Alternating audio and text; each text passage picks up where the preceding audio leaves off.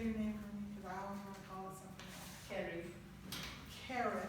Yes. I want to say something else. Now, when we go to speak, I'll just hand each one of you this gently, whoever's speaking. Yeah. You're starting. Yeah, we can just hold it. It's I on. got the mic. Okay. And you don't need to hold it up. You can be discreet with it. And It's which recording. Oh, It's recording right now. Okay. And that's recording? Yes. Okay, so we're ready to go. Good, good, good. I love surprises. So I'm going to take a breath. And the editor will cut all this out. So let's all just take a breath.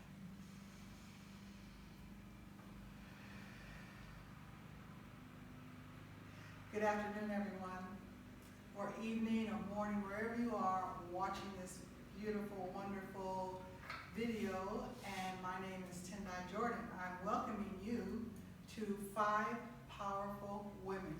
As you know, or may not know, that 5 Powerful Women is a production of Take One Night Off a Week. Take One Night Off a Week is, we call affectionately Tonawa. That is take one night off a week to take care of yourself.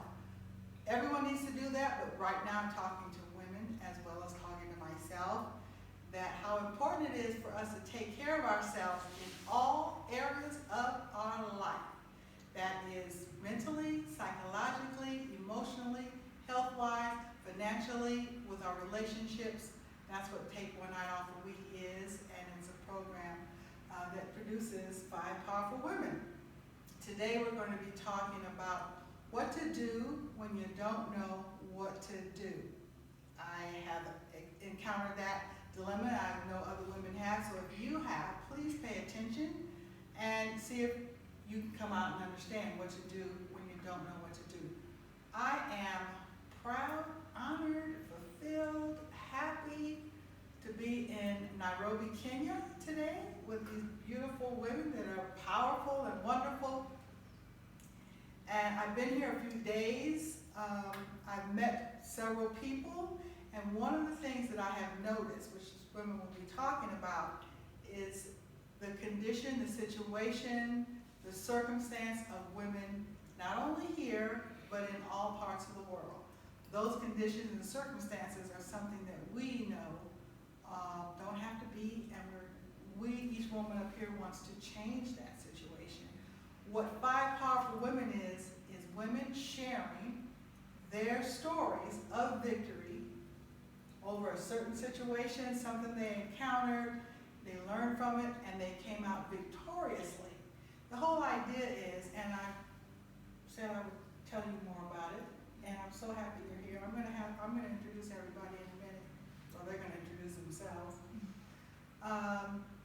I have done several of these videos, as you know. And mainly the idea is when women are sharing their stories of victory, of accomplishment, of success, of transforming from one way of thinking or one situation to another, that inspires other women. Just touching another woman to let them know that I can do it too. I'm not alone, and I am powerful. And that woman will touch another woman, and that woman will touch another woman. My calling is to support, encourage, and challenge women to give their gift. That gift, whatever it is that comes through them, will support people. So there's like a ripple effect that happens when you are doing what you love to do, and that energy of love and courage and boldness, which it takes a lot sometimes, that will touch some other people. Those people, when they have felt your energy, and then they get that energy, even if it's for a moment, because once you get that energy of heightened and joy and peace and living beyond the limits, you want more of it. You know, you want more of it, so you're going to want it more often for longer periods of time. So the idea is, do what you do that comes through you from the divine, from spirit, from whatever you call that all energy, and it's going to touch someone, and they'll touch someone. And before you know it, we're going to be living in a world that we all want to live in, that everyone is treated fairly, living beyond the limits that's set for us. So basically, it's simple, but it's not easy. So that's why we're here today, to inspire, to encourage each and every person that looks at this video. Please share it with others. And check us out on Facebook, of course, join Jordan, and as well as the website, tin.jordan.com. But that'll all be in the tail end. So if you would introduce yourselves, I'm very happy to be hosted by Reverend Connie Phelps, this is her home in Nairobi, Kenya. So she's with Centers for Spiritual Living, that's called CSL Kenya. Wow. It's just not a blessing for us and me especially. So let's start here with you, and you introduce yourself, say what you like. This is just the introduction part. We'll come back to the story part. Thanks, Tendai. Well, I'm Connie Phelps, and as Tendai said, I am the founding spiritual leader of Center for Spiritual Living Kenya, based in Nairobi. I have been with Centers for Spiritual Living for 20 years. This is my 20th year of ministry. And it is my joy to have met Tendai this summer when I did a trip to the U.S. and then stayed with her. She came back and stayed with me here already. So it's such a delight to have you here in our home and to share some of the student success stories here in Nairobi. Thank you. Asante sana. Oh, very good, Sana. Yes, thank you.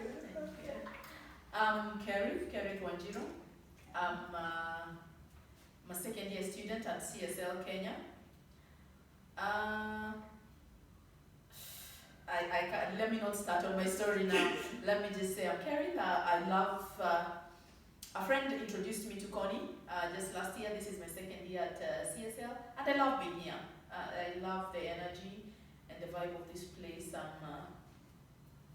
My life has taken a turn just from being around these wonderful people. Yes, It thank has. you. Yeah. Thank you. And last but not least. Hi, my name is Nancy Ngugi. I am a student of Science of Mind, second year.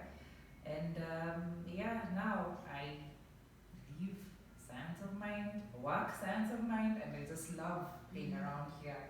Yes. Tell us a little bit before we get started about your family. I'm a widow. I have 4 children between the ages of 21 and 8. I live with my husband's family, and that's about it. Yeah. Okay, good. Thank you for sharing. Just a little bit, because I know that's your story. I am. I'm recently separated.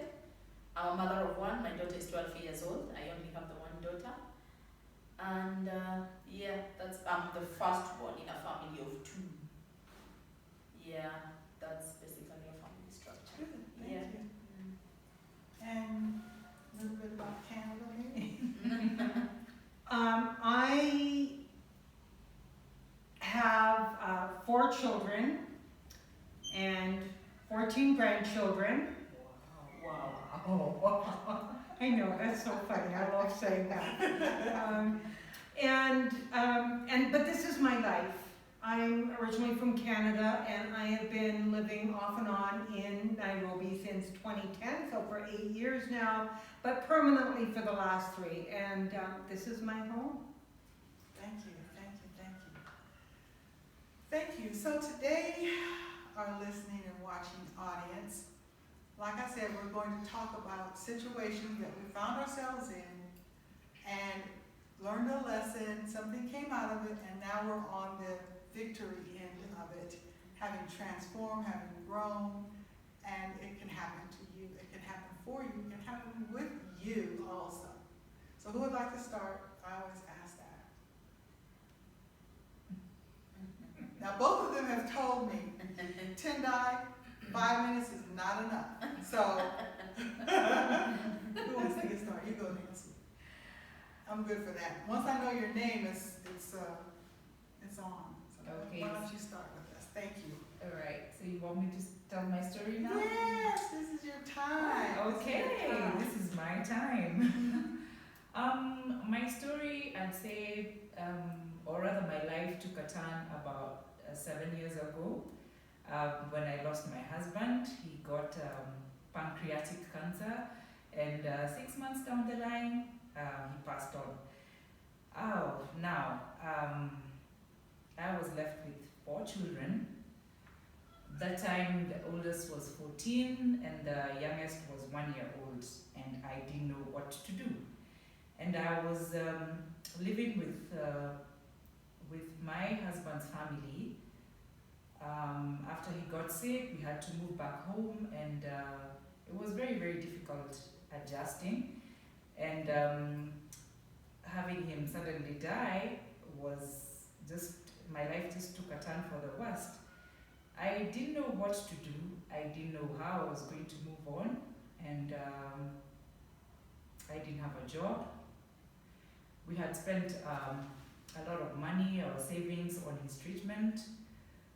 From here, he had traveled to India 2 times, and so there I was with 4 children, and in a strange environment, and no job. So first I got depressed, very, very depressed. I couldn't move. I honestly didn't know how I was going to move on. So for like 2 years, on and off, I was trying this, trying that. Nothing was working out. Until one time I realized that I had to do something to change my situation. And still, I honestly didn't know what to do, because I was stuck in this place. In this place, in my mind and in my heart, I didn't know anybody of my age who had lost a husband, and so there was no one to tell me what to expect. Okay? So I didn't know Christmas would never be the same, birthdays, like everything changed. And I just didn't know how to cope, and I didn't have anybody to talk to, because most of my friends still had their families intact. They didn't know what to say to me. Actually, some people just avoided me totally because they didn't know what to say to me. Yeah. Yeah? Yes, that happens. So I just kept on going down and down, and after a couple of years is when I realized that if I didn't do something, that I was gonna die. And at that point is when I thought, my children will be orphans for real. Yeah. So I just slowly started reading.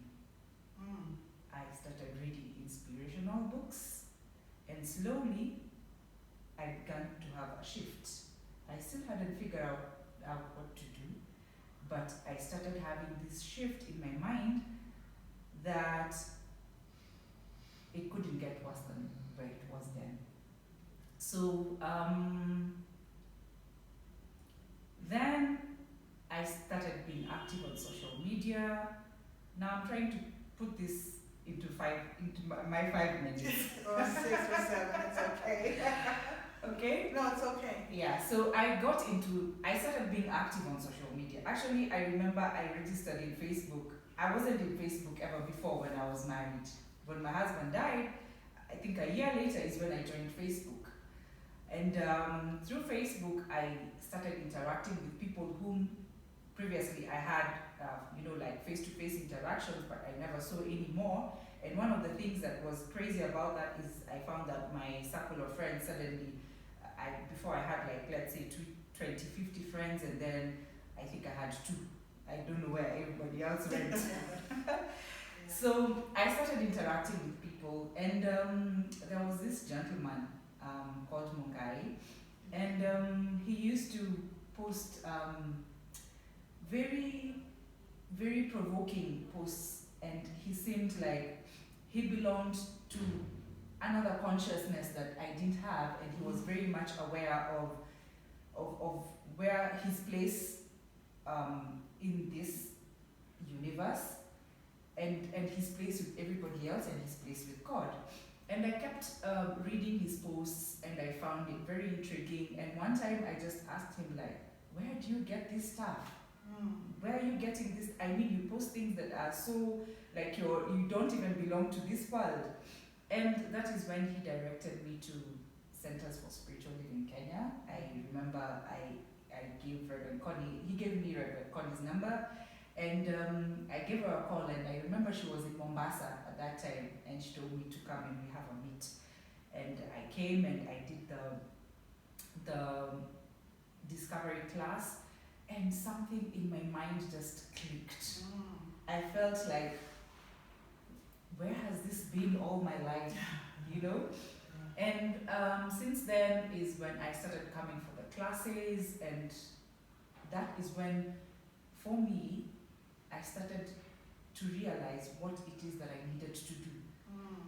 And I realized that I needed to affirm myself more. I needed to take control of my life, and I needed to start being directional with the kind of life I was living. And this slowly started impacting me towards more positivity, and I can now see the reflection even in my children. It has gone beyond that, and now I look out for people, or for women like me in my community, who have lost their husbands. Okay? And I talk to them, and I tell them it's gonna be different. Okay. Yeah? I'm loving that. Yeah. And I tell them that it's gonna be okay. Yeah. Yes. So your experience, as devastating as you felt, and the depression, and coming through that, really transforming you into something, or giving something of yourself Yes. to other women like yourself. Oh, girl, see, that's what I'm talking about. I mean, really, it's fabulous. Yeah. And I think now that you say it like that, because I haven't heard the story, I love that. I think that sometimes when we look back, as we always say, or some of us say that hindsight is 20/20, but we see the importance, or how the tragedy, devastation, the situation led you somewhere. Yes. Oh yeah, Yes. that's great. Yes. So now it's interesting because recently one of my friends, who's also a widow, because now I find myself networking more with the widows, has been referring people to me, like every other time. Talk to Nancy, she'll, you'll be okay with her. Just talk to her, and she'll tell you exactly where you're going, because I didn't have anybody to tell me how it was. So I decided that as much as I can, even if it's one woman, 2 women, 3 women, it doesn't matter. But I want to hold their hand and tell them that, yeah, you can do this. Nancy, thank you. And the people watching and listening and are taking of that, can they call you too? Definitely. Anytime. Yeah, Yes. yeah. But yes. even if they don't, then you're offering something from inside of you. Yeah. That is a gift you probably didn't even know you had. No, I didn't. I love it. I Yes. love that. Yes. Thank you for sharing that. Thank you Yeah. too.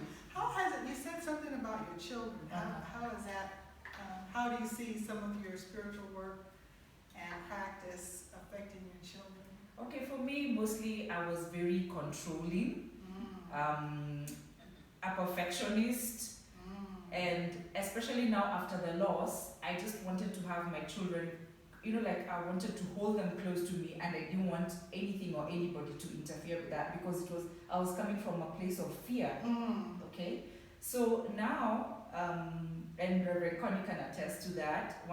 She's met one of my sons, and he knows that now I really don't care if he wants his hair red, you can have it red. If you want it green, I let them make their choices. And now I know that they have the wisdom and the intelligence to make good choices for their lives, and I'm not living their life for them. Yeah. Yeah, they have a life. Thank Can I you. speak to that? Sure. I met her son Eric, who Mark, Yeah. the other son, her son Mark. Sorry, and I'm starting a teen group, and Mark is going to be one of the teens. Had never met him before, but he wanted to have a teen group. He's never met me because they want to meet other teens Right. that mothers are in this, crazy life that they have now, and they want support from other teens as well to be different. So he came over one day, and I asked the teens that day, I said, so what is it that you have noticed that has changed your life? Mm. And Mark's answer to me, he lit up, and he said, the biggest thing, he said, my mom listens to me. My mom listens to my ideas, and she honors me. Those were maybe not his exact words, but that was my recollection of what he was saying. Mhm. He said the difference it's made in their home. Wow. Thank you. He said it's peaceful, it's calm, the mom isn't fighting with them all the time. Oh yeah. Yeah, so I can relate to that, especially the fear piece in terms of how you're raising your children, because I could have this big T-shirt sign that says a recovering control freak, you know what I'm saying? Yeah. And I think with the fear, I raised my children in fear, I Yeah. really did, and fortunately they survived it, and now can see me prayerfully in a different state of mind, a different way of thinking about who they are and what they do, and you get along better. Yeah. So there is an impact when you transform and change your mind and your thinking, Yeah. not only on you but folk, because we are gregarious, we're around other people, Yeah. and so it has to have that impact. Yeah. Thank you, girl. Thank you for sharing that. That's You're lovely. welcome. Absolutely. Thank you. Right. So that leaves. We'll go to Reverend Connie. I'll let you go last. How's that? Okay. Okay. All right.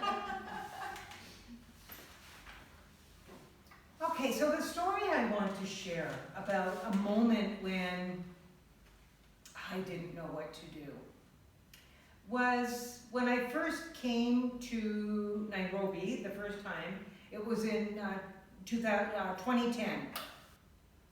And I came here not knowing a soul, and I had a list of a few names from Centers for Spiritual Living, and one of the men on the list had started a primary school in a local slum called Makuru Kwajenga. And he invited me out to the school, and he wanted to have a meeting with some of the teachers and parents, because he and his wife were doing classes with me and wanted me to meet them. So I was out at the school, and let me just say it was absolutely overwhelming. I had never walked into a slum before, and it was like, okay, this is a different reality. So this particular day they had a room. Now the rooms are, dirt floor, tin walls, no lighting. It was dark in there, and they had, it was at the school, and this room was packed. There must have been maybe 40 people in this room. And so they introduced me, and I started speaking. I was sitting, and I looked out at the audience, and it was this sea of black, stoic faces, not a smile to be had. Normally, you notice, when somebody's talking, you Yeah. smile, you nod, there's some interaction, Nothing. And all of a sudden, I just had this thought. It's like, oh my goodness, what have you done? Seriously, what have you done? You've quit your center, you've sold everything you've owned, you've moved here, and you don't have a backup plan, and what were you thinking, girl? That's my moment of reckoning. It's like, oh dear, this is not good. And I could feel this panic begin to set in. And so, being a good student of the science of mind, I closed my eyes and I just took a breath. And I thought, okay, Connie, just breathe. Like, just breathe. You're not gonna die here. Although, quite honestly, it felt like I was. Truly, it felt like I was. And I heard this voice in my head, and it was the voice of Ernest Holmes, who's the founder of this teaching. And what I heard was something that I heard many, many times in classes. And what I heard was, truth is truth. Truth is truth. The spiritual truth is the truth. And it doesn't matter who you are, where you are, what age you are, what color you are, what gender you are. None of that matters. Truth is truth, and you know how to teach truth. And I just felt this wave come over my body. And I thought, okay, I can do this. And I opened up my eyes and I looked out at this crowd and I went, so, you're probably wondering what this white woman from Canada possibly has to tell and share with you that can make any difference in your life. And all of a sudden, they started to smile and nod. And I thought, oh, this is good. And so I repeated that to them. And I said, so here's what I know. I know that there's only one power and one presence, and you can use it, and it doesn't matter if I'm from Canada or the slums of Nairobi. It doesn't matter if I'm black or white. None of that matters. Truth is truth, and I know how to teach truth. And since then, I've been here for 8 years now. And whenever I start to forget what I'm doing here, I remember that. Yes, yes. And that's all I need to remember. Absolutely. That also tells me, thank you for sharing that the answers are within us. Yes. The answers are already there.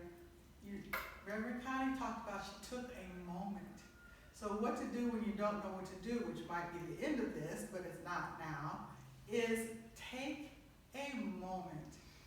My grandmother used to always say, and people in that age, I'm not going to say what age that is, used to always say, count to 10 before you answer. And it's only just recently that I really realized how important that is and what it means for your own spirit, what it means for your own life, is just take a moment to listen to yourself, that God's self within you, and the truth will reveal itself. Yes. In a way that people and you can understand it. I love that. Just take a moment. How about that? Yeah. That sound good? Mm-hmm. Okay, thank you. Mm-hmm. Thank you for sharing that. That can be really kind of scary, when you're in situations. I found myself in some of those situations when I was living in China, where things happen and things are going on around you, and I don't speak the language, and you don't know what's going on. But I always felt like you would be taken care of. I would be taken care of.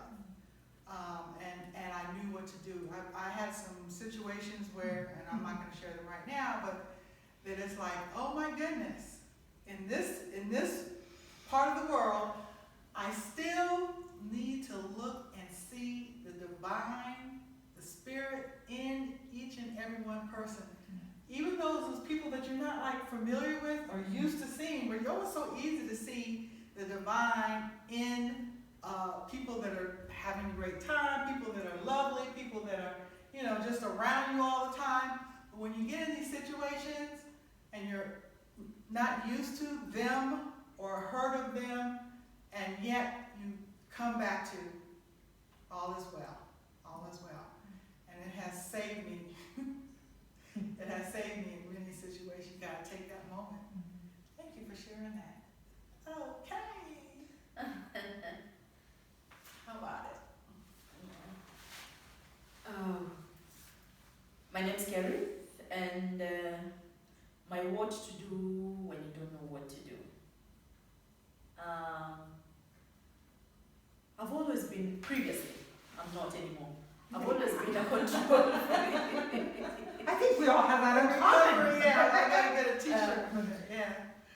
Yeah, and I'm one of those people that have to know like how it's going to play out in the next couple of days, weeks, months, years. Yeah. And I don't like going out on a limb, like stepping out in faith, that's not my thing. And just recently I did that, and it took a lot to step out in faith, because that's what I did, without having a backup plan, without knowing how it will play out.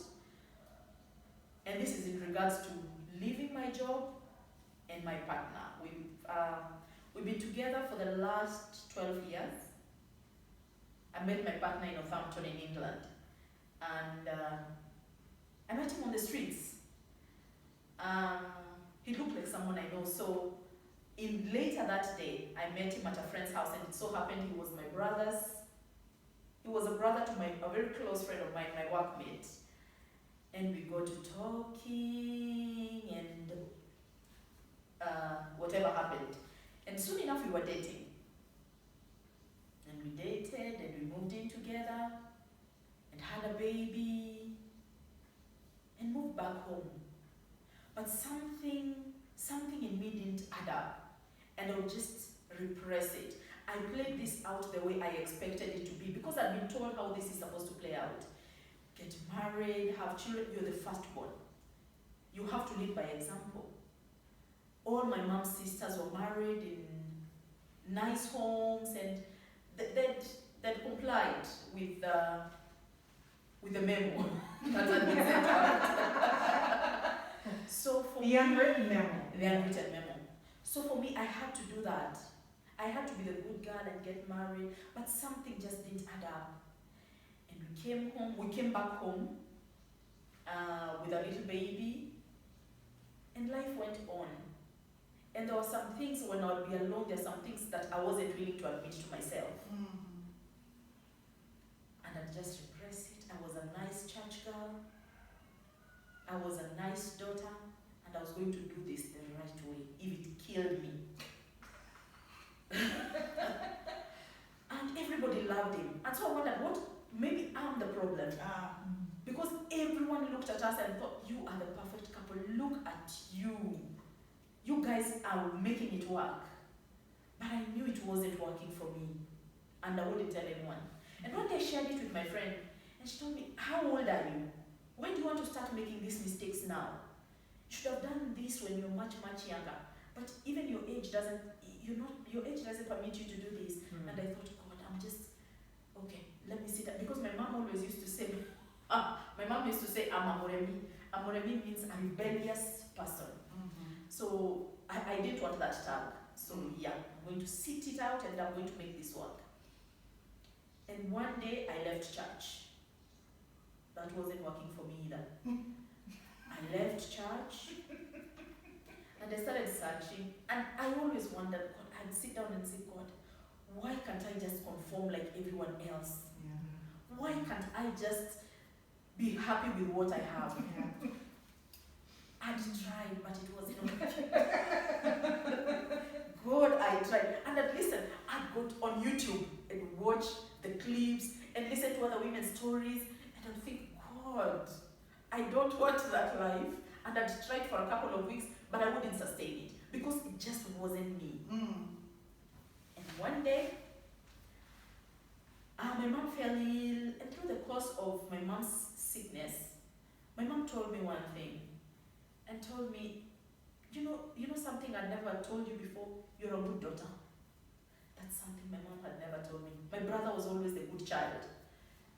You're a good daughter, and somehow you're going to make this work. For me, that was huge. For her to tell me that, in our society, Your mom doesn't tell you she loves you. Yeah, just get on with it. So when she told me that, I thought, I didn't really hear it until after she died. She died last year, October, this past October. And this year I thought, after I joined the class, and I started really hearing what the class was about living your true, authentic self. If there's anything else I will do, I will live my truth. And this wasn't working. I was trying to impress it and it was coming out in other ways. I was a control freak. I wasn't a good mom. I thought I loved my daughter, but I was playing out my mom's narrative all over again, and I saw it. I was trying so hard not to be my mom. My mom was a good person, and she did the best with what she had, but I was repeating the same cycle with my child.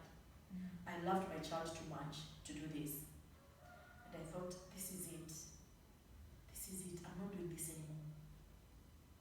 And I told my partner, I don't want to do this anymore. I'm so tired. I'm so tired of doing the same thing over and over again. This is not working for me. And I just want to go. I want to end this. And the first 3 people I told, my God, are you nuts? What do you think? Are you cheating? Are you having an affair? And no, I'm not. Is this cult you joined the other day? This. We've seen your posts on Facebook. Yeah. And actually, a couple of people called me and had a meeting with me, and I said, let me tell you something. I'm not going to do this anymore. I'm not going to do it for my mom. I'm not going to do it for you. I'm not going to do it for you. And if it doesn't work, I'll have tried. I'll have done what I know how to do than living this lie. I had created this narrative in my head, and that's the one that I would tell people. In the poem that I wrote last year, I said that I'd learned how to put up a facade. The story was just perfect, but I knew it was a lie. I knew in my heart it was a lie, and I would fake it and fake it and fake it. And I asked myself one day, to whom am I faking this for? It doesn't matter to you. To you, you've got your own lives. I'm just hurting myself and I'm hurting my daughter. I'm going to walk out, and I know I won't fail, because the truth is this, that I can do all things. Anything that I set out to do, I will do. And I walked out and I was scared.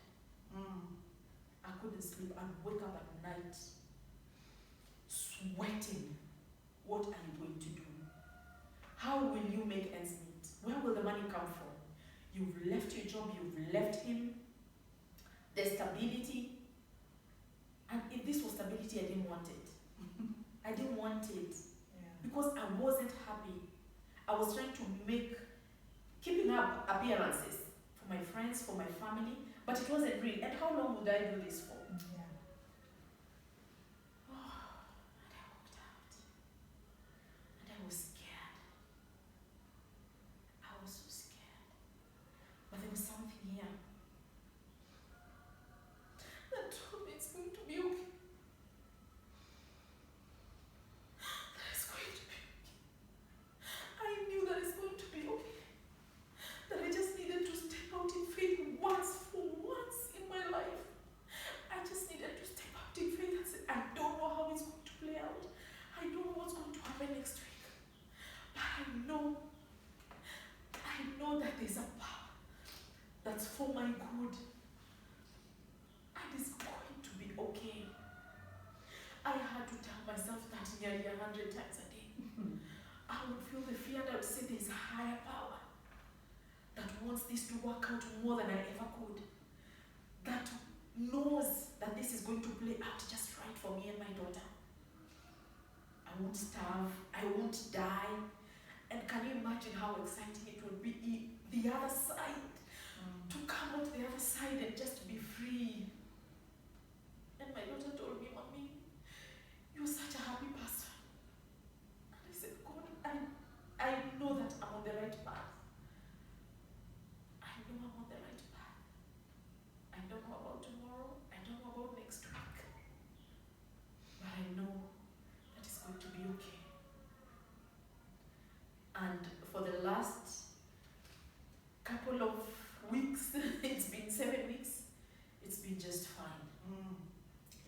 When I sleep, God, I sleep.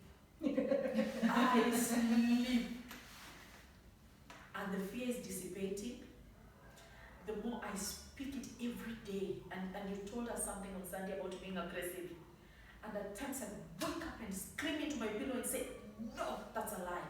No, stop it, it's a lie. I know what truth is. This is something that I've created in here. It's not true. It's not true. It's just a creation of my mind, and I can be able to create something new. A new program, a new life for me and my daughter. There is nothing to be afraid of. Millions of other people have done it before me, and I too will do it. And I know that I can. I'm confident of that I can. And I know I am. Yeah.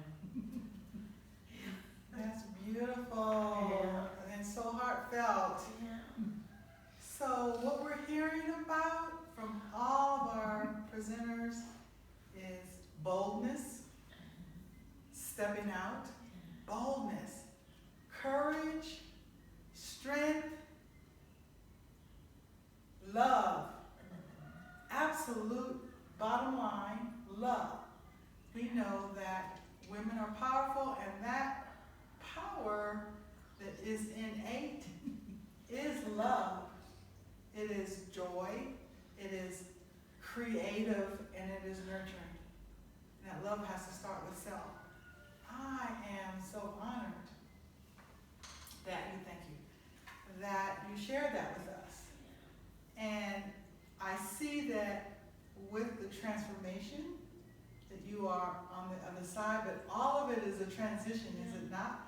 You said so many things that I know I can relate to, and I'm going to not assume, but know that we can all relate to the fear, the imagination that makes things 50 times worse than they are.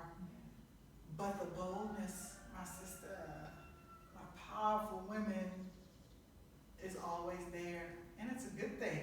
It's a good thing. Because you're happier now, yes? Yeah. At peace. At peace. And one thing I wasn't willing to admit to myself is that he didn't treat me right. Yeah, put your hands down. So it's like, yeah, I wasn't willing to admit that he didn't treat me right. And I made excuses for it. I made excuses. Because how was I going to admit to other people that this relationship that was so perfect, we were so suited for each other. We finished each other's sentences. And how was I going to admit that that wasn't working? To make me look bad because I didn't try, maybe I didn't try hard enough. And after I left and took a really hard look, I admitted to myself and I had to say it loud. And I thought, actually I was struggling with saying it out loud. And they said, say it or write it down. I took a pen and brought it down and I said, you didn't treat me right, John. You didn't treat me right. It wasn't my fault because he made it my fault. He told me that it was my fault. I did this to him and made him react this way. I wasn't what he wanted. How many women have heard that story? Oh my goodness. and not only that, heard that story, but accepted it. Yes. And Are living believed it. And even now still continue, believing. You know, because it's like when we feel like we have failed, as opposed to we're just going through our journey, we want to do the reading. What have I done wrong? What can I change?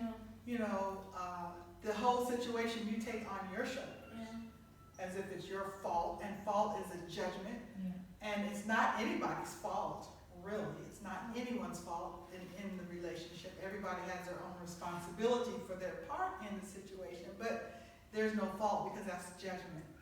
But we take on that, you know, we got to do it, we got to do this, and I remember reading books and talking to my minister and, you know, doing all these things and trying to go to counseling that, oh well, here I am without my husband now.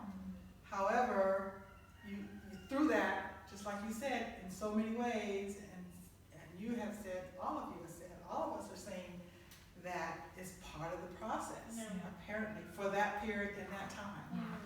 And hallelujah on the other side. It's like, oh my goodness. Yeah, okay, this is what There's another life out there. this is what living beyond limits feels like. This is giving my gift, what that looks like. Had that not happened, and that doesn't mean we have to have pain to grow, but had that not happened, would you be sharing your life and helping to encourage other women? I don't know, but we know that that's the path that you took to do it. Yes? Yes. And that's absolutely, and to take care of your daughter and have her giving back to you what she sees. Oh my God, how powerful is that? Yeah, and still here and doing great, and have these wonderful students and me as a friend now. I'm not going to talk much longer, but for me, I'm living my dream now. I'm living my dream, encouraging, supporting, uplifting, and I don't really have to say much. I just provide that opportunity for others to do their work so that others can do their life work, that brings you the joy. I am so appreciative. Is there any last minute comments you would like to make in terms of our looking and listening audience? Are you I'm sorry, that's my phone ringing. I didn't have the ringer off. I'm so sorry. Oh, that's okay. We'll survive it, I think. This You is danced to that. this is kind of happening. I love it. That's okay.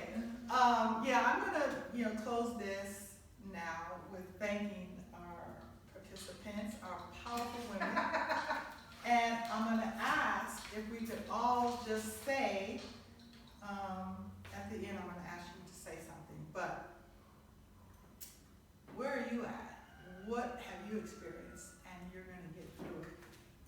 5 powerful women. There's 4 of us here. It really doesn't matter the number so much as the message that we are presenting and giving, and you're taking it in. So spread this around and let people know, as well as, not only is this 5 powerful women speaking on what to do when you don't know what to do, but there is a book I want to show you that I have authored by several women telling their stories. So what to do when you don't know what to do is available on Amazon.com. It's available on my website, tendijordan.com, and pick it up. And please let me know what you think about it, how it supports you and help you, and take a breath. And thank you. Say any one thing you would like. This is not the talk as long as you want, period. This is just one statement. If there's any way you want people to contact you, any organization you would know about, please let that be known at this time. One last final word. What I can say is that now I know that we are all very powerful, and that it really doesn't matter at what point we are in our life. We can always take the next step and be sure that we are guided, we are guarded, we are protected, and that we are all divine in our own special way. Thank you. Yes. Thank you. Any final words? Yeah, now I know that I'm worthy, I'm deserving of love, of every good gift that can be and is being expressed from God. I will live my life from that truth, and I know there's only good that can come from here on. Only good and nothing else coming my way. Well, I just want to say that these 2 powerful women here are students that have been studying the science of mind. You can contact the organization Centers for Spiritual Living is based in the United States. We have centers around the world, and if you're in Nairobi, you can reach out to cslkenya.org and look us up, and I'd love to meet you. Thank you. Yes, thank you. So the last thing we're going to leave you with is, I am a powerful woman. Can we all say that? With power. I am a powerful woman. Thank you, and see you soon. Take a minute. Now, I'm going to do something here. Thank you, and welcome back. This is the second half of 5 Powerful Women, whose topic is what to do when you don't know what to do. And we are here in Nairobi, Kenya in 2018. So we're looking forward to hearing what else has to be said, because it is very powerful. If you haven't seen the first part, look at the first part, and then now watch now the second part. Thank you so very much. Yes, carry on. Wow. Okay, good. Just in case we have to do a second part. Perfect. Yes. Let me shut this off. That's what I was reaching for earlier, so sorry. And I'm sure we have this. And then you can shut that off, and I will Cool. phone my buddy back and see what his panic is. He could be at the gate. Probably is. I heard somebody